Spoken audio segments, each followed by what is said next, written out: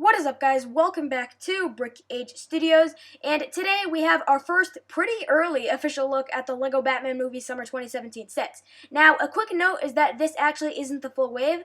There's still one set that has yet to be revealed, but for the four we do have images of, I'll be expressing my thoughts on them individually in this one video. So, yeah, let's go ahead and dive into this. Starting out with the smallest set, we have Scarecrow's Fearful Face-Off. This will be retailing for $15 when it releases in the US. And I don't think this is necessarily a bad set, especially for $15, but personally, it doesn't appeal to me. I mean, the gyrocopter itself is really sloppy and incomplete. Yes, I know it's supposed to look ridiculous and weird, but even while considering that fact, I just can't bring myself to like this build. However, the Gotham Energy Facility attachment is really cool, as I was not expecting another addition to that very cool diorama. And then, of course, it's a great way to get Scarecrow in a cheap way. What's really weird is that Batman has the utility belt printed in this specific set. He has it printed on the torso instead of the new mold. And obviously they can't have that since he has wings on, but still, that's going to be so weird.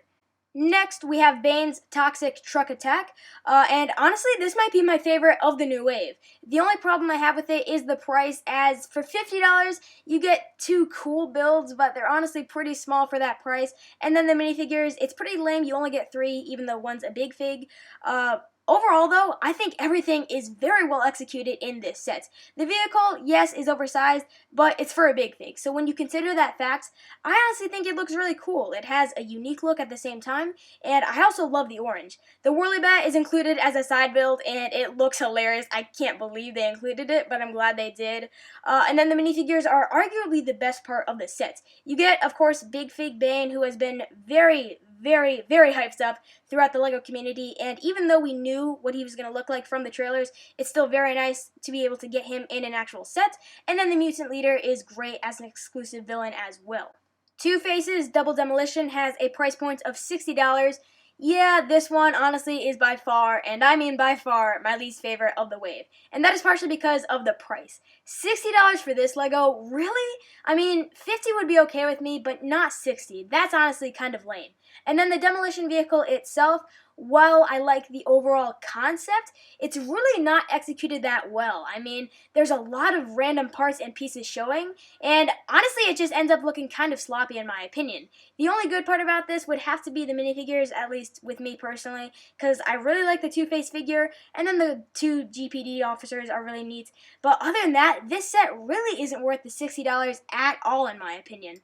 Last but not least, we have the Batwing, and this one I'm kind of in the middle about. It's $90, which I think is a fair price for the actual size of the build, but the fact that you only get 3 minifigures is really lame. I do really like the new and exclusive Harley Quinn, and another Robin, another Batman, sure, why not? But yeah, there definitely should have been more figures in this set considering the price point. The actual Batwing itself looks really cool. I mean, I love the design of the Batwing from this movie.